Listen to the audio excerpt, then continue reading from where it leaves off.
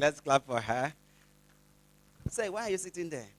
And then we have the secretary of the college. Yes, college secretary, Ma Ayo. Is it Ayo or Ayo or Ayo? Let's put our hands together for her. Do we have any other professors? Okay, we have the HOD of public health. Yes, next to him is our associate professor Bernardine, professor in the waiting. Let's put our hands together for them. Good. Any other HOD? Okay. The head of department of physiology is sitting right at. Please come forward. We beg of you, please come. Let's put our hands together for him as he takes his place right here. Other distinguished colleagues, I can see Dr. Mrs. Ada Egbe there. Which of the other? The younger people are all there. Let's put our hands together for all the young lecturers who are here. We are here first and foremost for what we call a pre-conference event. In the pre-conference, normally we talk about key issues that concern us as a college. In this particular one, we'll be interested in publishing where it counts. We specially selected this topic because we know that as academics, those of us in the academic environment, publishing is very important. And for us in the college, as far as publishing is concerned in the University of Calabar, we are the flagship. So we need to maintain that position. And to do that, we thought it wise. We felt it's important to bring up an issue like this to encourage those of us who are there and the younger ones who are also coming up. And we took time to select those who meet a special criteria to discuss that topic. So, we have Professor Martins Merimiku. You all know that he's the most cited academic in the University of Calabar. And he's from the College of Medical Sciences. Can we put our hands together for him? So we wanted him to come and give us some tips. How did he, how is he going about it to become, that kind of a person that the whole world is looking, is a focal point. So in the business of publishing. And then we also have our mother who is also doing very well. If you check the first 15 in the University of Calabar, you will see, I think 15 or 20, the first 20, you will see Professor Angela Oyoita as one of them, most cited in Google Scholar. So those are the caliber of persons we selected for this particular purpose. So it's very special to us that you get what is necessary, what it means, what's a good job. Let me not preempt their job. So be ready, get your pen, your biro to jot down. We have 1 hour for that purpose. So you ask questions where necessary. But just before I call them to come and get their talk started, I just saw Dr. Margaret Akpan. Sorry, I skipped you. Let's put our hands together for her, lecturer in public health. Yes. So, incidentally, the other speaker will speak to us online. So I'm sure that's what the Deputy Provost is trying to get to put in place. Professor Martins Merimiku will be speaking to us live from outside Nigeria. And then while we wait for Professor Angela Oyoita. So once it's done with the environment, we link up and we have the discussion. Once again, the topic is tips for high impact publishing. We're going to give us tips on high impact publishing. Not every journal is actually a journal. So you don't waste your data. In the college, as you spend labor in the lab, either using human beings or animals to generate your data, you must look through the lines and select specially where to put your data. So that's the key.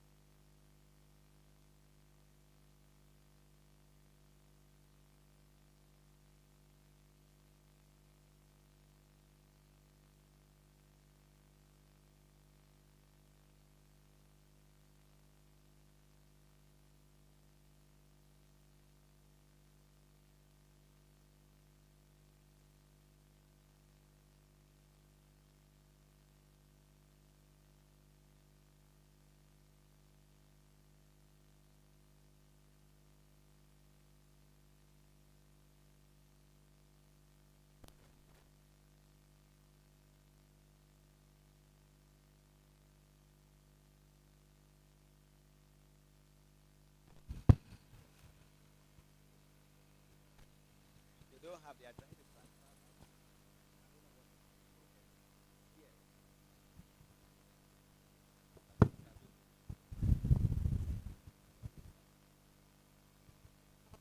So, but I think Professor Martin is ready. Okay. All right. So, ladies and gentlemen, we are about to start. Thank you for being here. I promise you there's going to be a rewarding program. So just as we're waiting for the media people to be set, the Dean of Basic Clinical Sciences walked in. Let's welcome Professor Godwin Ebuge. And I think many of our other colleagues have joined. I've seen a few of them there. We also have our mother, who will introduce her at the right time. But for now, we have with us the Director of Results. Am I right? Director of Results, University of Calabar, former DVC academic, Professor Angela Oyoita. Let's put our hands together for her. So we begin with our first speaker for the day. That's, like I said earlier, for those of you who weren't here. So do you hear me? Yes.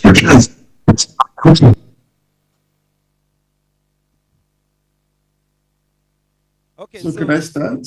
Okay, so let's welcome Professor Martin Merimiku. Yes, you have the floor, sir.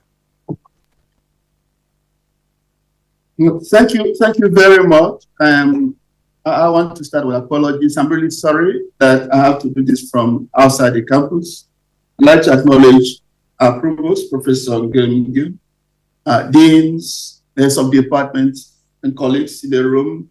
Thank you for the privilege to make this presentation. I understand we have 1 hour for the whole session, so I'm going to try to hurry through these slides. As we've already been introduced, we're looking at how we can increase our impact in the science world, with the products, with the scientific products from our university by publishing in recognized journals that are widely cited. Okay.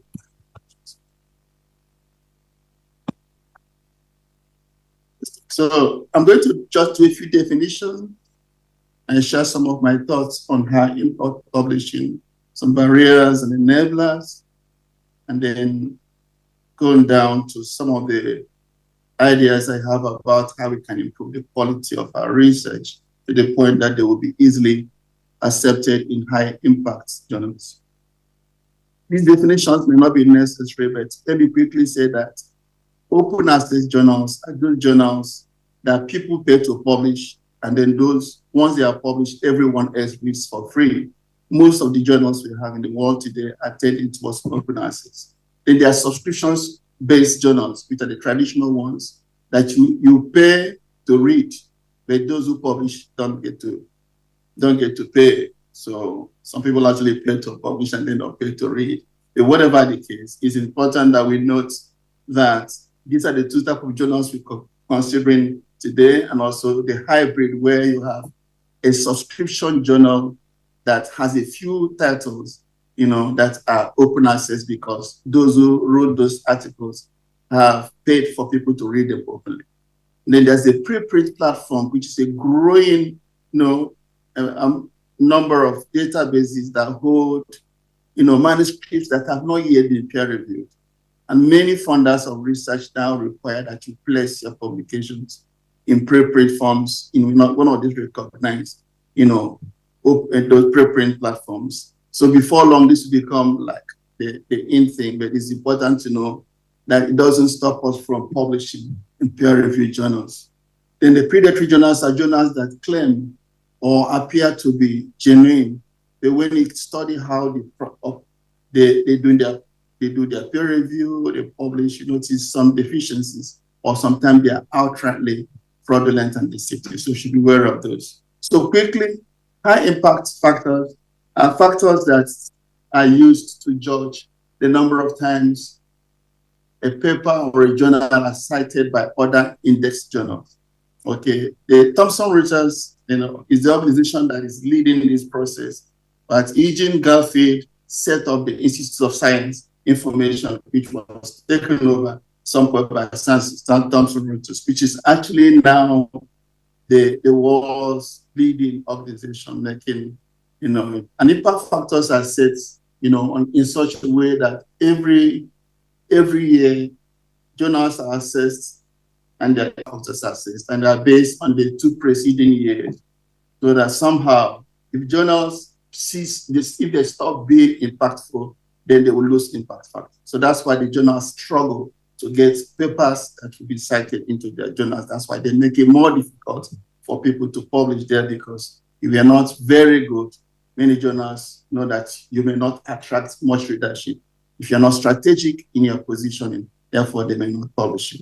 So those are the things we're going to look at quickly as we go on. I'm going to skip how to calculate impact factors. I'm also going to skip H index, which is all the way of, measuring the credibility of individual researchers or even institutions. It counts the number of publications you have and the ones that are cited, and it works out an index that is named after Jacques Hesch. That's why it's called Hesch. He's a physicist at the University of California. It has become a known and acceptable concept of assessment. So when we talk about high impact today, we should be talking about the Thomson Reuters impact factor. We should be also referring to H index, because it does measure credibility in a very objective way.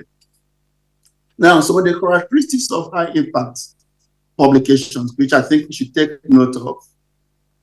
This is a summary I generated from a publication that looked at 979 papers that were published in 432 different journals. Among those, more than 2,000, like 852 were original articles, and 157 were review papers.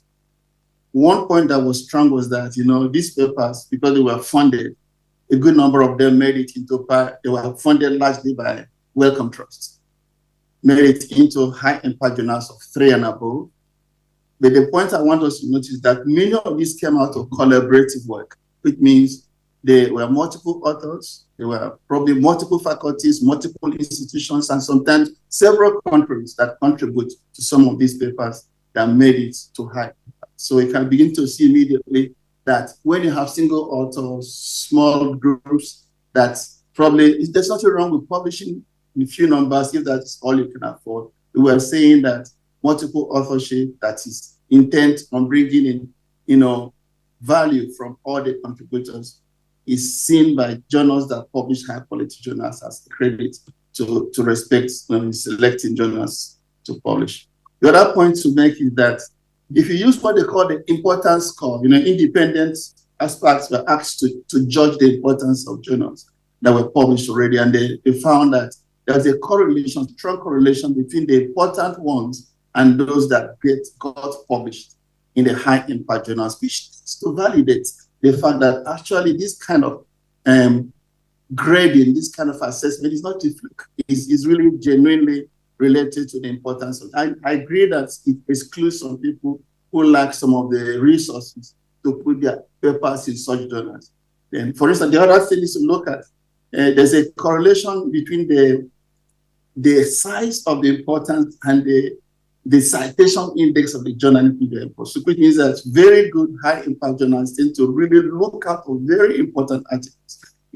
Like the ones topmost in this study were published in Lancet, in Nature and Science, which were the ones topmost apart from Lancet and New England Journal of Medicine. So again, I'm just trying to show with these slides that indeed these ratings are not just mere ways of trying to show superiority. They actually evaluate the quality and the importance of journal articles. This slide shows that in the process of assessing papers, these editors who are fellow scientists like you and I have gradually become like gatekeepers for science globally, because they now, by choosing who to publish and who not to publish, they basically gradually are setting the standard, the criteria for judging science globally. So in essence, it's a benefit that we have from having some people get together and say, well, if you don't do it this way, we won't publish it. And of course, they've also actually over the years midwifed a series of guidelines that determine how a particular type of papers should be written. reporting guidelines, which journals now insist that you use them, like the CONSULT, which is for randomized controlled trials, STRO is for observational studies, PRISMA is for systematic reviews, and on and on and on. There's so many of those.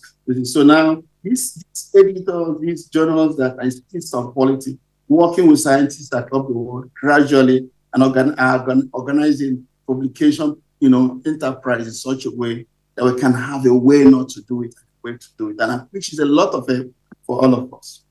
Okay, so let's go on. So the other point to do is to look at the barriers. Some of the barriers, one of the strongest barriers, which all of us will agree to, is that publications don't just happen. So when the quality of science is low, you tend to find them in places where the infrastructure and systems for research are not adequate, in the emerging countries, in the low-income countries. Therefore, it's not surprising that people from our type of place are not seen in a lot of these super high impacts. But with efforts, both from the system and from individual efforts, we can gradually, and by through linkages, find ourselves there. Also, there's the other thing about the poor science. Next to poor science is poor writing quality, okay? Which often has to do with inexperience of researchers and sometimes those who write in non-English, who study and work in non-English language. So all those can happen and be fixed if you're working in groups where there are more senior people who can also read things, and so that gradually the quality improves over time and the younger ones learn.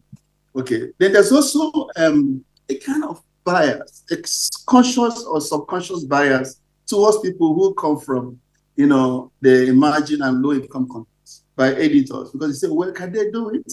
When they see things that look too good to be true, even if the paper passes all the criteria for publishing, sometimes some editors will publish it because somehow they don't believe it is true. This is unfair, but that is recognized as a bias that can be a disadvantage to those who come from the place like where we are, which means we have to make extra effort to see how we include people that will believe in our team by seeing how we network across and how people from institutions, they can call and say, look, these people, are they really telling the truth? So unless you have such people or such organizations linked with you, sometimes you just lose because they don't believe you're telling the truth. The fourth and the last for this slide is the fact that publishing costs are very high. Most of these high impact things, we've just been accepted to publish our papers in the International Journal of Ops and Dynamics, which is published by FIGO. Our group is paying, I think, between £3,000 to £4,000 for each of those papers. I think there are about 6 of them. Because imagine if we didn't have grants to fund this, where are we going to get the money to fund them? So it means, and this is 4,000 is like my salary for the year. So in essence, this is also a limitation, but it can bridge that gap by working and God helping you to find grants that can help pay for that. And there are also tips that relate to how you prepare your paper. Okay, the questions. If the questions are not right, they're not. You talked about the importance score. You have to pass the importance score. It's relevant. It's geographically, on point. It means you're in a place where that disease is important. Nobody else can write on that disease. So if you wrote it well, then people have to read it. So in essence, if your geography is good and the question is right, and of course there is a priority globally or nationally, it's likely to influence policy. Some of these things help people to say, well, this is good. We can ask them to improve on it because this is an important thing people should read. So in essence, then innovation is another thing. Innovation doesn't really mean doing something completely new. It simply means also you can add to how something is done slightly better, or how the cost can be reduced, something that advances both the knowledge and the way to do it. But innovation continues to be relevant in high impact publishing. Okay, so I'm going to leave these issues about the tip, but the other tip that is global is the fact that the science has to be right. There are some methods for doing certain things, and these methods keep changing. So it's always good to be on the lookout for changes in how things are done and try to align. Then statistics is central. So if you're using the wrong statistics, then there are issues there. That's why you need statistical expertise in the team. Sometimes you need to pay extra money to get some advanced statistical help because the people don't want you to misinform, and journals don't want to publish error. If they have doubts about the statistics, then they won't publish it. Okay, so I'm going to go straight on to, there's some journals publish certain areas, certain themes. So if you send to a journal that is not publishing in your area immediately, it means that they want to review. So always try to find which journal do they publish the kind of thing I'm selling to them. And if that happens and then they match, the chances are higher. Okay. So the last 3 points are things I've alluded to. One is preparing the manuscripts using guidelines that have been developed for that type of research. And the journals actually sometimes want you to put a checklist that tick out what those guidelines have said that you've done them. And of course, the journals also have their instructions, which you should adhere to strictly. And beyond instructions, they also have editorial policies, which you should read, and things that border on research integrity and all those things. So you should read them, and data sharing, you should read them and make sure you are complying. So it makes them feel where this person is on point, you understand what's happening today, and they're going to give a second look, even if you're not right on point. So in essence, we are saying that some of these things we mentioned can add up to increase our chances of being published, in high impact journals. Then this is just a slide that shows the domain, the website that holds most of the guidelines for publishing. It's called Equator. It's a reporting and guideline checklist site. Okay? These are super experts from different fields who get together to develop guidelines. And the list of guidelines are here. For trials, is Consult. For original studies, is Strobe. For systematic reviews, is Prisma. If you want to publish, you can publish protocols, by the way. Yes, if you want to do protocol for trials, is Spirit Guideline. There's also Prisma P for publishing protocols of reviews because those are publishable. Diagnostic reviews is START, for case reports is CARE, for clinical trials, clinical guidelines is AGREE. So all these guidelines are there. The journals want you to consult them when you publish and use them. These are just samples of them in this slide. I'm going to skip them. You have, Prisma checklist here, you have Strobe checklist, and Spirit checklist. But then, of course, these are things that are just one click away, and they also teach us how not to prepare or how to prepare our research proposals. So other factors that may help with high impact publishing, I mentioned them already, multidisciplinary teams which are carefully selected to address the topic needs, the methodological needs of the topic. Of course, experienced authors and all those who are specialized in the field, the context expertise. Then ethical issues are critical. Research integrity is on top of every publishing and writing these days. So look out for things like making sure you register your review, your protocol before you do your study. If it's review on Prospero, it's trials on clinical trials, Gov, and there are different registration platforms which you can use. And then, of course, making sure that also there are regulatory approvals to get. You have those documented and handy just in case they wanted to check on them. Okay. Then I talked about multiple authorship, multi-institutional involvement, multi-country involvement. All those add up to make our chances better. Now, before I understand I have a few minutes to do this, and a few things before I leave, I want to just say that yes, our focus should be on high impact research, not high impact fact. So some of the tips I have given here, just for people who think if they want to. So I want to say that high impact publishing should be a natural outcome of high impact research. Okay, so yes, it's good to consider high impact factor publishing as a secondary goal, but it should not be anybody's primary goal to publish in high impact or not. That would be a very menial goal to seek up, but seek to publish high impact papers, helping decision making, making lives better. Invariably, with just a tweak in the way we write, we can get our papers into some of the most impactful journals. And then these are some of the things I want to say before I close about getting a research career on course. One of them is that nothing happens, nothing just happens. So you heard about dreaming, plan it, work it. That's true, but it's usually like keep dreaming, keep planning, keep working at it. See, because we have to keep improving. If you feel like you've arrived, it's about time to retire. So this is the name of success. If you are still working on your skills, even when you're already a professor, you're still working on your linkages, it's already established. So keeping at it, keeping at improving all these opportunities is vital. And then, of course, there are a lot of things I've mentioned here about apprenticeship. Lifelong learning is part of what you do as researchers. We keep learning. But when we start, we need people to show us how. So find a coach find a mentor, sign up somewhere for apprenticeship. Okay, so you have to find a way to learn, and that is people won't force you. So you can help somewhere to help collect data. Where I used to go around, this state collecting data from my boss, Professor Edonachi, and I enjoyed doing every bit of it. Okay. Yes, sometimes they pay money. From the first hard currency I handled was given to me by him. I think it was 600 German mark. That time it was still mark. So yes, money will come later, but very early on the job, these people, they don't talk to you about money. They don't want to see whether you are serious. So if you're serious and you're working on it without taking the mass of them, ultimately, you will learn, of course, and the money will come in the long run. I'm going to say, well, learning can be certified or informal. So whatever it is, learn something. And for instance, you can learn how to search the literature. You can learn that on PubMed. There are materials for you to learn. There are YouTube, videos on how to search. You can learn how to use a reference management software like EndNote or Zotero or Mendeley, because this will help, cure the problem of, wrong reference, and also help you to store your reference materials over time. You can learn about critical appraisal skills. They are online, so that when you read papers, you can make sense of them and know what to believe and not what to believe. Those are things we can learn. So this slide is saying, learn. The opportunities are here.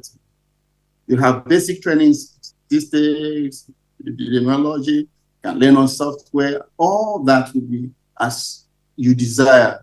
But just to show you that the opportunities are there, it's imperative that if you want to improve, then you have to create opportunities to learn. Now, this is another slide that has this MNC, PhD, but listen, learning can also be a la carte. Which means according to, it's the French for according to the card. This refers to a menu where, there's a list of stuff. So you're going to make up your own menu by choosing from the list. Okay, in the same way, we can choose what to learn. For instance, you can choose to do 60-minute course on how to use EndNote, the reference management software, and practice for another 30 minutes twice to perfect the skill. You can do a half day training on writing science, and then spend the rest of the week doing 1 hour a day to work on an abandoned science writing skill. So a la carte training is the way to go, because definitely we are busy people and we're probably too old to go to school. But look, learning, it's not optional. We have to find a way to improve on our skills if we want to stay on top of our job. Then there are opportunities a la carte everywhere. If you just look offline and online, I'm just showing you some of them. This is EDCTP Knowledge Hub. EDCTP is European and Developing Countries Clinical Trial Partnership. There's a Knowledge Hub there. They have lots of things there. There is also the Global Health Network, which is based at Oxford. You have a lot of soft skills you can learn on data safety monitoring board, ethics, database management, all sorts of stuff, and all for free. So these a la carte learning is the way to find what you think you should get clearer information. And then conferences. Networking. National or international professional meetings are some of the best places to create ideal networks. Younger people can find their peers who will become the potential research partners in the future or collaborators. You can also find seniors and researchers who could become your mentors and role models at this conference. And then there are pre-conference workshops like the one we are having today, which are affordable. And most times they train on the skills in that trade. And that's how I've learned a lot of things. I learned to that. I go a day earlier and I join some of those pre-conferences. Of course, also if you want to be at the cutting edge, you want to know the questions people are asking today, you find them at the conferences. When you go through those sessions, parallel sessions, you look at the poster boards and look at it. You just get a feel of what the questions. So you don't ask questions that have been answered 20 years ago. So conferences are inevitable. You have to invest in conferences. You have to be there if you want to sharpen your skills and also join your colleagues to do it. Okay, so talking about professional networking, join your societies. A pediatrician, join pediatricians. Whatever you do, join them, because they have a way of pulling skills to advance the skills in their trade. If you're outside there, you won't pick those skills. And be involved in the academy. Just don't go for the fun fair. Stay also on the research side of your professional groups. Then there are networks that are pulled together by research methods. For instance, there's the Cochrane Collaboration, which does systematic reviews, and we belong there, and they have taught us over the years how to do these things. There's the in-depth network, which does demographic surveillance systems. Over the years, they've also shown us how to do it, and we're still working with them. We're still learning, and also teaching others. So let's try to intentionally network. Let's go to where people dream like us and where people speak the same language in terms of science that we speak. And there are national initiatives. For instance, India, China, and Brazil have invested heavily, in research infrastructure in the past decade or so, and it has translated into improved research productivity, innovations, so countries can do that. Okay, so South Africa is not doing badly in Africa, so Nigeria can also, we just have to invest in research infrastructure to be able to produce things like the ones we desire we're talking about.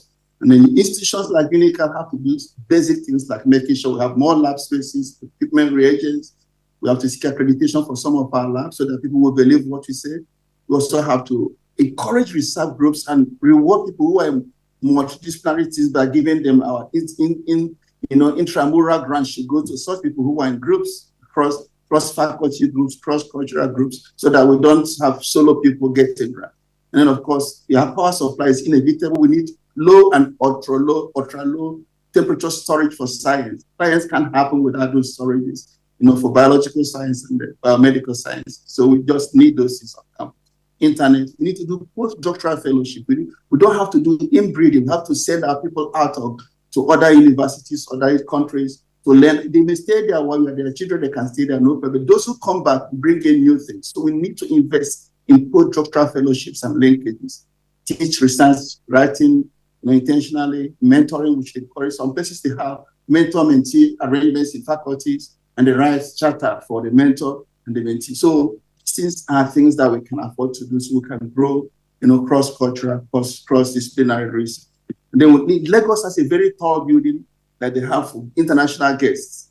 So we should use our Ecorinium housing estate or something and really put up something that, so that we can attract international guests and have them feel comfortable and they can more, because we need them. We need to bring people from other countries into our university to share all these things.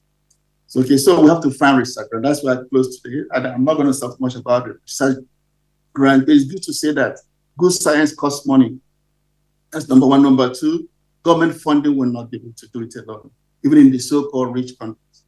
So we have to make a fuss to find grants. And all these lines, I'm going to pass them, but it's just to say that it's possible to write. The most important index of whether you get grants or not is the number of times you write. You write only 2 times, it won't be as good as somebody who wrote 4 times in a year.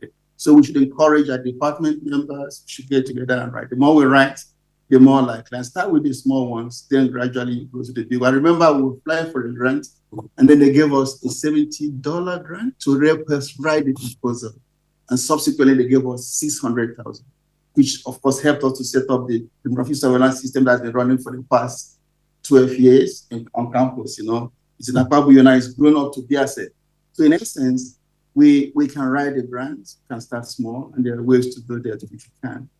I'm going to try and stop so that somehow I don't take the time of other presenters. I'm going to share these slides. Just in case you got a positive response, it's good to know that positive, when you write a grant, doesn't mean you got the grant. No, it simply means that you have to do a lot of work in responding to in fact, the same effort you put into writing the first grant proposal, first you double it in responding to feedback in research, because the competition gets tougher because you only have very good people left in the team selected. So you have to be extra careful responding to feedback, and you have to respect the deadlines, because if there are too many people competing for that grant, if you are late by 1 minute, they may not choose you.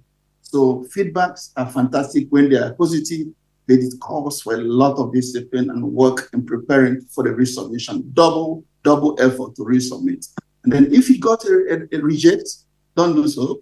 Okay, it simply means that you joined the group we call the tomorrow's winner. Because if you don't despair, if you continue to work on it one of these days. Because once you lose once, and it propels you to do more ultimately one day you'll be one of those who win tomorrow. So as I conclude, I'd like to introduce this book, which is written and published by Wellcome Trust. It says something about a research career, a career in research, tips for running your own research group. The book is free. I have a link here for everybody to get a copy, because definitely as you grow, you have your own group someday. And it's good to prepare how to run it. And finally, these two quotes is answering to the question, is our goal to increase high impact research attainable? The first one says, go where the best research is and be passionate about it. But if you lose the passion, stop doing it. Simply saying that, well, you have to be passionate about this work for you to last on it. The second one is still stronger and better. It says, Jesus said to him, if you can believe, all things are possible to him who believes. This one comes nearer home. So yes, completely attainable. So let's put our faith to work. Thank you and for the opportunity to say these few things. Maybe there are interactions after this. I'm happy to join. God bless you. Can we do that better, please? That was a beautiful one.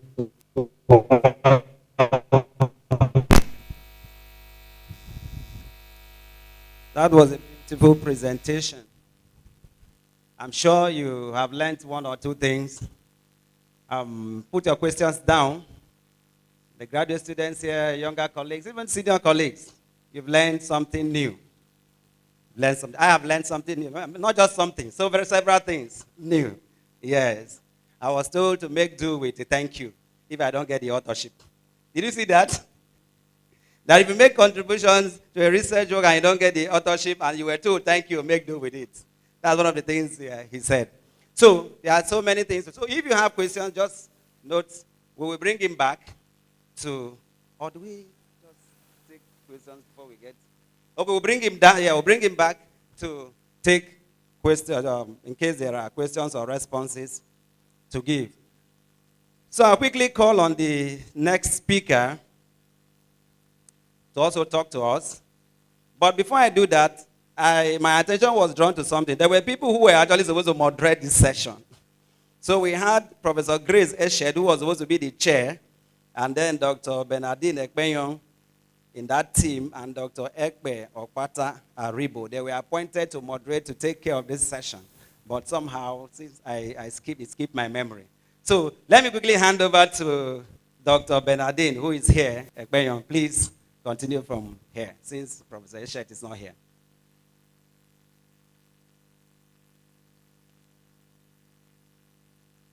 Let's put our hands together for...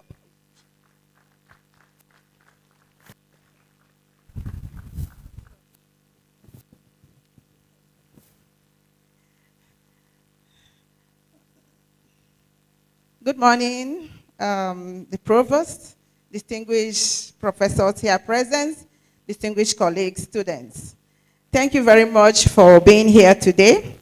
I would like to first of all apologize on behalf of the chairman of this moderating section, Professor Eshed, who is unavoidably absent.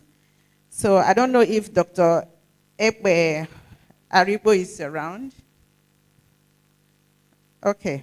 So we just finished listening to Professor Martins Meremiukwu. He talked to us about, he started by describing what impact factor means. And then he also talked about what is the meaning of high index. And then talked about the characteristics of high impact publications. He actually highlighted a lot of barriers that we face in publishing, starting from poor quality writing, the cost of publications, data analysis, not analyzing your data properly. He talked about finding the area of interest of that journal that you're going to be publishing in. Use journal guidelines when you're publishing, reporting guidelines. Ethical issues was also emphasized as important. Multidisciplinary team, having teams made up of male, female, people from different departments, and even from different institutions, forming a member of your research team. Find a mentor, he said. Learn to use referencing software. If you haven't learned that, please try and learn how to use that. Join associations, network, and then collaborate with other people. And he ended by saying, he also talked about grants. Important for us to apply for grants and get one. And he ended by saying, let's put our faith to work. Thank you very much, Prof, for that wonderful presentation. So we have another Rhode scholar, Professor Angela Oyoita, who is going to talk to us. She's a professor of community medicine, a former DVC of this great institution, and she's going to continue the discussion on tips on high impact publishing. Thank you very much, ma'am.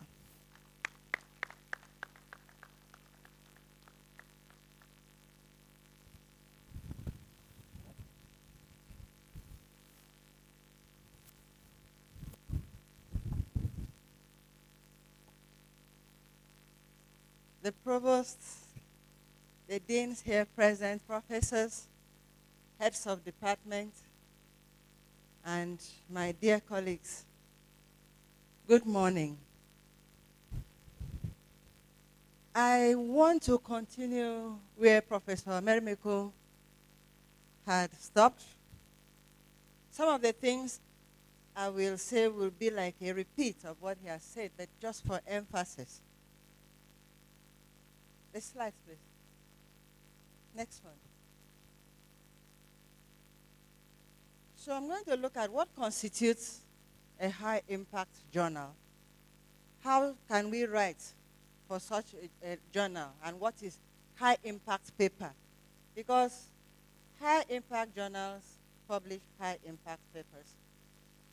What reviewers of high-impact journal look for on tips on how to find journals. Some of us, after we finish writing, we don't really know which journal to go for. And then, and how to get published. Next paper, slide, please. High impact journals are high impact because they publish high impact papers. The credibility of the papers determine the credibility of the journal. Does it make sense? And it's simply based on the African philosophy of Ubuntu. They are because you are. A high-impact journal cannot be a high-impact journal when the paper published is not a high-impact paper. It therefore means that the high-impact publication begins with the author. And if the author has what it takes, then the quality of that paper will determine where it goes to. And of course, the high flyers will look for their likes. So a high impact journal, sometimes called impact factor journal, publish influential and high quality journals that are frequently cited. That's why we talk about citation index. And the impact of the journal can be measured quantitatively or qualitatively. The common one is the high citation metrics, which is one of them is the impact factor itself. Impact factor is calculated as the average of the number of citations in a journal during the previous 2 years. Like we are in 2025 now, to be looking at 2023, 2024. An example is, if a journal published 100 papers in 2023, 2024, and it's cited 50 times, those papers are cited 50 times, then the citation index would be 50 over 100. So you have 0.5. So it's the number of times the papers in the journal is cited. We also have others like the H index, which Prof had mentioned. The H index simply looks at the number of times a paper has been published. For instance, H index of 20 means a journal has published 20 papers and is cited 20 times. It can have a paper that has been cited 400 times. But The frequency of citation and the number of the papers are matched in this instance. 20 papers published, cited 20 times. That constitutes the index, high index, or H index. Then we have the Schemago, we have the site score. Let me look at the site score. The site score is simply the number of citations received by a journal in the last 4 years, and that includes the current year, divided by the number of documents published in the journal. And it's Scopus that uses this site score. We talk about reputation of a journal. High-impact journals are known for rigorous peer review. It's not a one-man's business. Sometimes they have like double peer reviewers. They must send to many reviewers, 2 or 3, not less than 2, but it could be more. And it depends on the feedback from those reviewers that would determine whether your paper should be published. Then they also have, they are highly selective in the papers that they publish. And they have renowned editorial board. Professor Meremeko had mentioned these renowned personalities behind the screen that determine whether your paper should be published. And they also publish in prestigious, they are published by prestigious publishers. With a few examples are shown there. They have global reach. They are internationally visible. So they are not localized papers. And they attract subscriptions from researchers globally. They are widely read and cited. And they address important global issues. You use robust methodology, and they provide policy relevance or clinically meaningful findings. So it's important to know that it's not every paper that they will publish. They will go for the goldfish. Next slide, please. And then they are also interested in the ethics, how much ethical compliance you had adhered to in your paper, and transparency.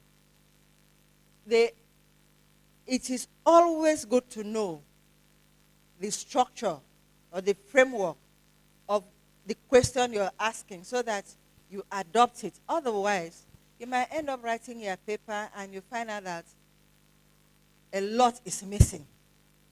So having that framework from the beginning guides you on what you need to go for, what questions you need to ask, what elements you need to gather in that for that project, for you to be able to write well.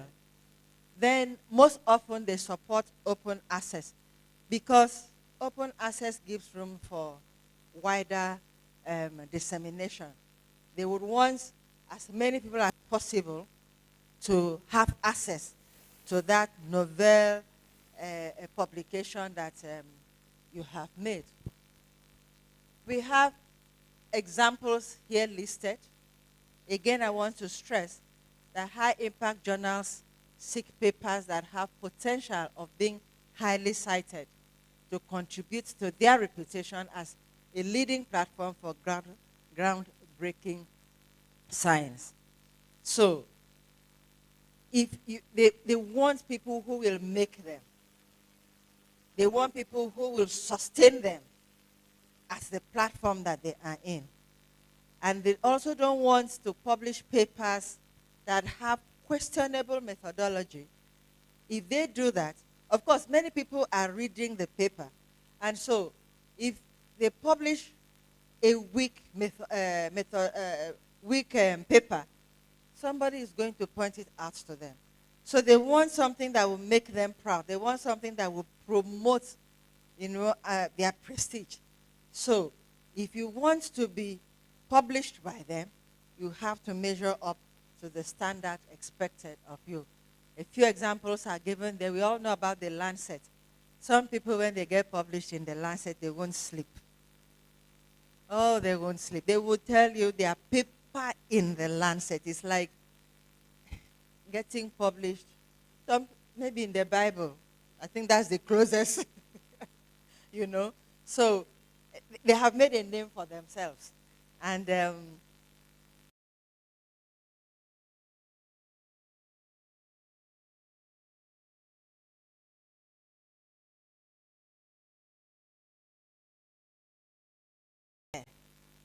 like I said, it is the paper that makes the journal, not the other way around. It's not the journal that makes the paper. It starts with the paper. And if it starts with the paper starts with a research question, true or false? What is the question you are asking? Because if that question will not lead to a novel finding, chances are that they will not publish it. You might get published, but not by a high impact journal. So, how relevant is that your question? How significant? To whom does it matter to? Policymakers, the academics, or who? Who are the interested parties in the question you're asking? Or is it just for self-grandiosity? I've been in a setting that two professors then will be competing. My method is better than yours. And they will almost fight when we go for presentations. I'm not quite sure what they were fighting for was worth the while. Because if it was, all they needed to do was write it up and get it published in Lancet. And everybody's mouth will shut up. By the time your paper is published in Lancet, you don't need to argue with anybody. Abi? All you need to say is give the reference. This work that I did in so, published here, the other person, if his own is not published there, he will keep quiet. So that's the way to fight in the academics, not for you to go to a workshop or not even maybe a seminar and you begin to say, my own is better than the other person. No. Put it through the test and let the world judge it to be better. So, what is your research question about? And having arrived at the research question, how smart are the goals you've set?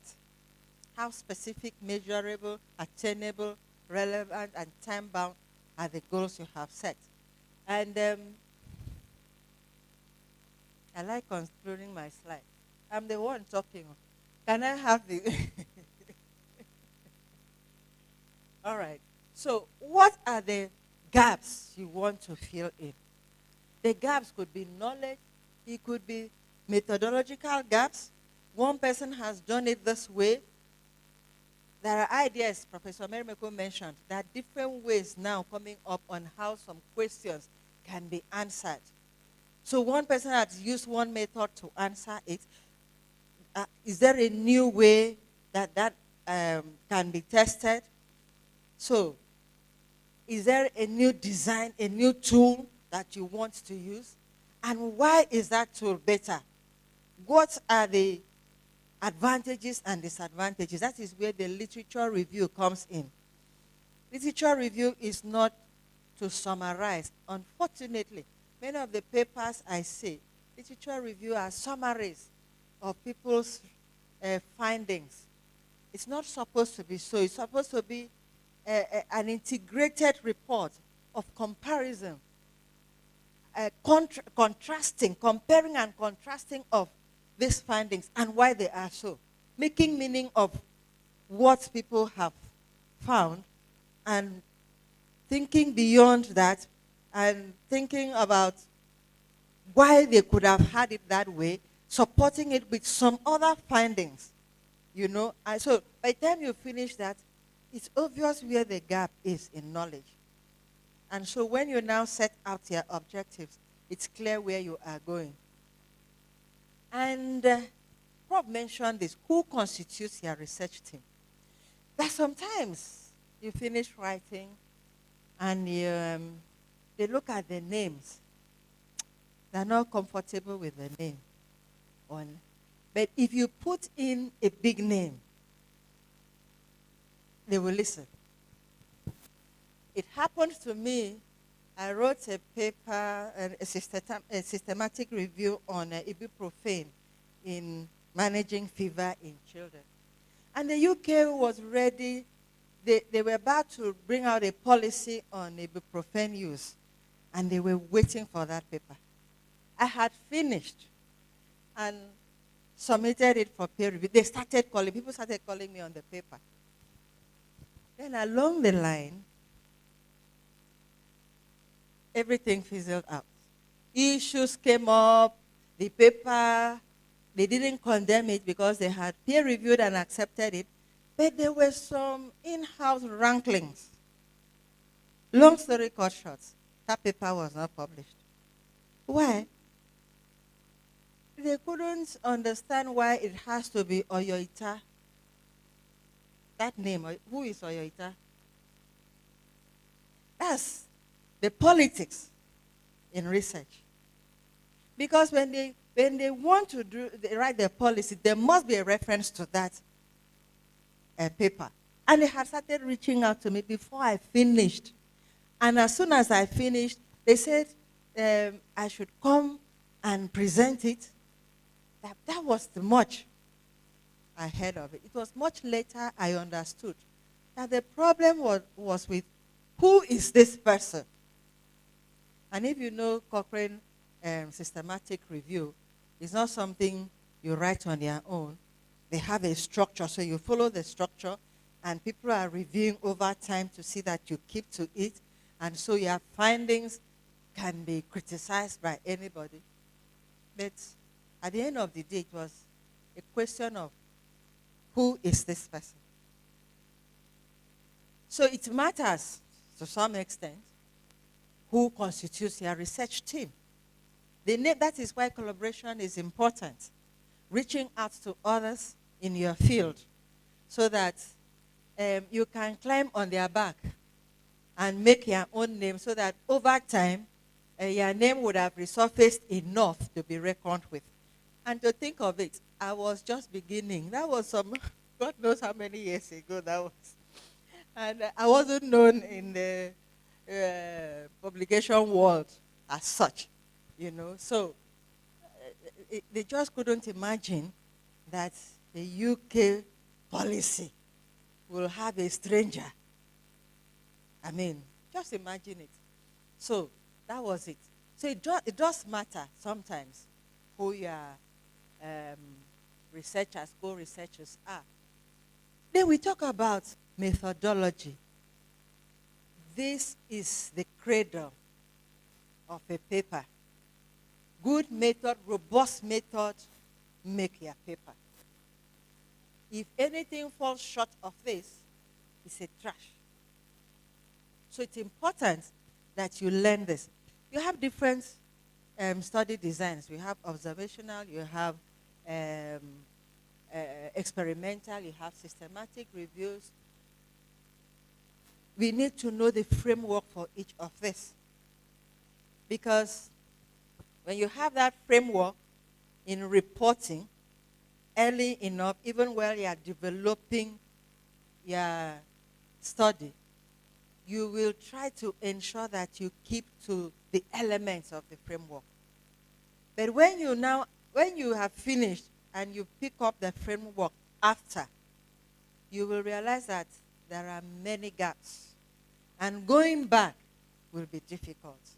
So start with getting the framework for whatever design that you want and ensuring that you adhere to the framework as much as possible.